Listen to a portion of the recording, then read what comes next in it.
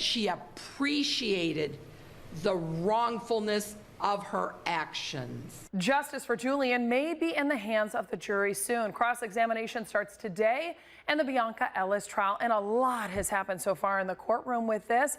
The focus, though, really being her state of mind during the attack on Julian and his mom. Yeah, so to break down what the jury will have to decide in this case, we're going to bring in our 19 legal analyst this morning, Alyssa Belli. Good morning to you, Alyssa. Thanks for waking up with us. So the big question here, we know with cross-examination happening this afternoon or this morning, really, what will the defense really focus on?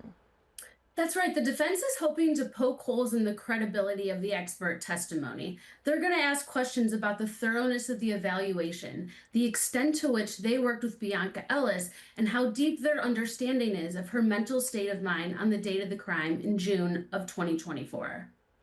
And what are both sides hoping to accomplish today in their closing arguments if they get to closing arguments later?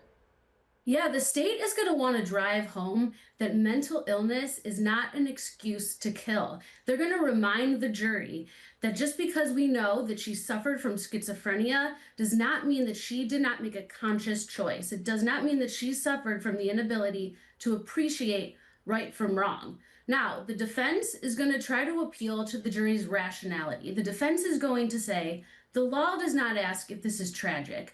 The law is not asking if this is an unthinkable loss. Of course it is. The law is asking you to decide if Bianca Ellis, on the date of the fatal attack, didn't understand right from wrong. So, Alyssa, you know, the jury, what exactly are they going to have to decide once they get this case? And what's the key legal question really here? Sure. So not guilty by reason of insanity is what we call an affirmative defense.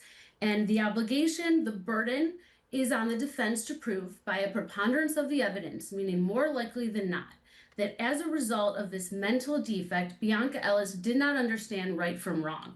They're going to have to re-examine all of this evidence that they saw, right? Including surveillance videos, expert testimony, extremely emotional testimony from Julian's mom. And they're going to have to try to decide at the end of the day the state of mind Bianca Ellis was in when she made the fatal attack. And Alyssa, how rare is it, though, for a jury to accept that insanity plea? It's very rare to succeed, to prevail on a reason by insanity plea. It's only between 20 and 30% perhaps. It's rarely used, and the defense definitely carries the burden here.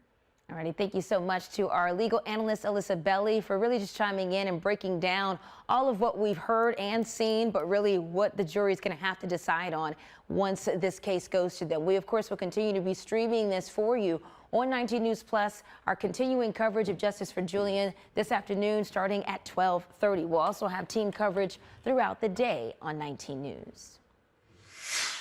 Well, the Browns are getting